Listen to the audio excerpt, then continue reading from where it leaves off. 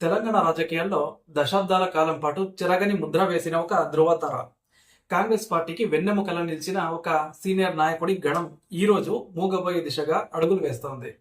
4 దశాబ్దాల రాజకీయ ప్రస్థానం అండ్ పార్టీ కష్టకాలంలో ఉన్నప్పుడు అండగా నిలిచిన నమ్మకమైన సిద్ధాంతం, అధికారం లేకపోయినా పార్టీ జెండాను భుజాన మోసిన అచంచల విశ్వాసం ఈ రోజు ఒక పెద్ద ప్రశ్నార్థకంగా మారింది.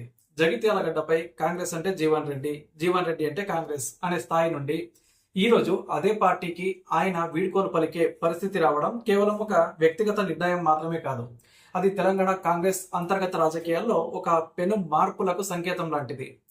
గత 20 నెలలుగా తాను అనుభవిస్తున్న మానసిక వేదన, ఎదుర్కొంటున్న అవమానాలు, సొంత ప్రభుత్వం అధికారంలో ఉన్నా కూడా తన అనుచరులకు రక్షణ కల్పించలేకపోతున్నామనే ఆవేదన ఆయనను ఈ కఠిన నిర్ణయం వైపు నెట్టాయి.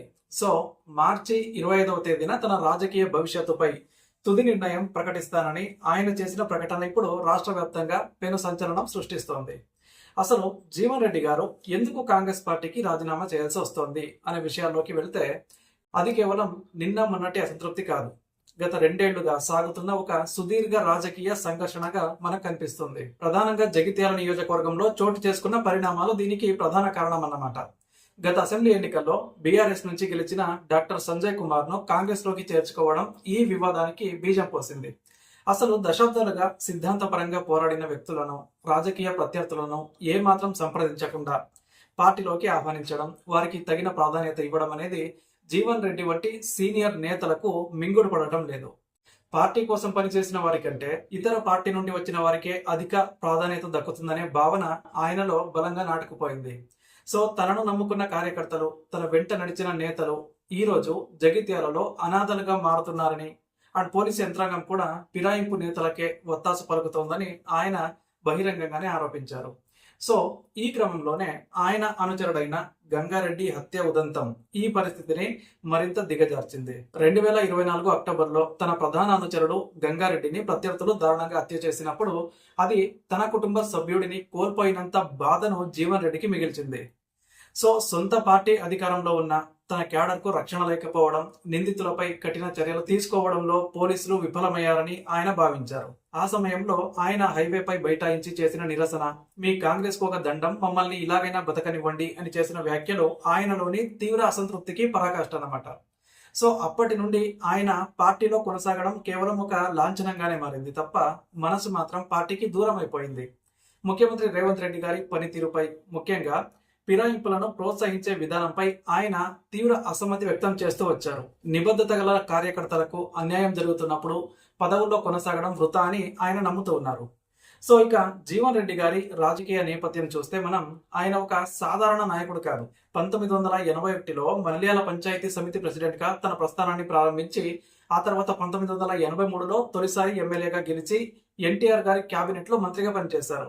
అయితే సిద్ధాంతపరమైన విభేదాల వల్ల ఆ తర్వాత కాంగ్రెస్ లోకి చేరి అప్పటి నుండి నేటి వరకు, అంటే సుమారు 40 ఏళ్ల పాటు ఆ పార్టీకి నమ్మకమైన సైనికుడిగా ఉన్నారు. 1989, 1996, 1999, 2004, 2014 ఎన్నికల్లో ఎమ్మెల్యేగా గెలిచి తన సత్తా చాటారు. ముఖ్యంగా 2014లో తెలంగాణ అంతటా బీఆర్ఎస్ ప్రభంజనం ఉన్నప్పుడు ఉత్తర తెలంగాణలో కాంగ్రెస్ నుండి గెలిచిన ఏకైక అగ్రనేత ఈయనే. అండ్ పార్టీ ఉమ్మడి ఆంధ్రప్రదేశ్ లో అధికారంలో ఉన్నప్పుడు రోడ్లు, భవనాల శాఖ మంత్రిగా సేవలు అందించారు. అండ్ శాసన మండలిలో ప్రతిపక్ష నేతగా ఉంటూ ప్రభుత్వాన్ని తర్కబద్ధంగా ప్రశ్నించడంలో ఆయన శైలి ప్రత్యేకమన్నమాట. సో అటువంటి మేధావి, రాజకీయ దురంధరుడు నేడు పార్టీకి దూరం అవడం అంటే అది కాంగ్రెస్ కు తీరని లోటు. రాజకీయ విశ్లేషకుల అభిప్రాయం ప్రకారం జీవన్ రెడ్డి రాజీనామా నిర్ణయం తెలంగాణ కాంగ్రెస్ లో ఒక చైన్ రియాక్షన్ కు దారితీసే అవకాశం ఉంది. అంటే పార్టీలో పాతతరం నేతలకు కొత్తగా వచ్చిన వారికి ప్రాధాన్యత ఇస్తున్నారనే భావన ఉన్న వారికి జీవన్ రెడ్డి గారు ఒక చిహ్నంగా మారారు. సో ఈ నిర్ణయం వల్ల కాంగ్రెస్ పార్టీకి ఉత్తర తెలంగాణలో, ముఖ్యంగా కరీంనగర్, జగిత్యాల జిల్లాలో పెద్ద దెబ్బ తగిలే అవకాశం అయితే ఉంది. జీవన్ రెడ్డికి వ్యక్తిగతంగా బలమైన క్యాడర్ ఉంది. ఆయన పార్టీ మారినా లేదా స్వతంత్రంగా ఉన్న ఆ ఓటు బ్యాంక్ ఆయన వెంటే ఉంటుంది. సో ఇది రాబోయే స్థానిక సంస్థల ఎన్నికల్లో కాంగ్రెస్ అవకాశాలను దెబ్బతీసే అవకాశం అయితే ఉంది. అండ్ అంతేకాకుండా నైతికంగా కూడా పార్టీకి ఇబ్బందికర పరిణామం. సో ఒక సీనియర్ నేతను గౌరవించుకోలేకపోయామనే ముద్ర అధిష్టానంపై పడుతుంది.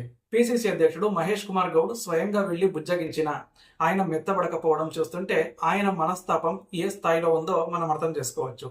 అండ్ మరోవైపు కాంగ్రెస్ పార్టీ అంతర్గత వాదన దీనికి భిన్నంగా ఉంది. పార్టీని బలోపేతం చేసే క్రమంలో ఇతర పార్టీల నుండి నేతలను చేర్చుకోవడం తప్పనిసరి అని, ఇది వ్యూహాత్మక నిర్ణయం అని వాడు సమర్థించుకుంటూ ఉన్నారు. బట్ ఈ వ్యూహాల వల్ల దశాబ్దాలుగా పార్టీని నమ్ముకున్న వాళ్ళు బలవుతున్నారనే వాస్తవాన్ని జీవన్ రెడ్డి గారి నిరసన ఎత్తి చూపుతోంది. ఒకవేళ ఆయన బీఆర్ఎస్ లో చేరితే అది ఆ పార్టీకి కొత్త ఊపిరి పోసినట్లవుతుంది. ముఖ్యంగా గ్రాడ్యుయేట్ ఎమ్మెల్సీగా ఆయనకున్న ఇమేజ్ విద్యావంతుల్లో పార్టీ పట్ల సానుకూలత పెంచుతుంది.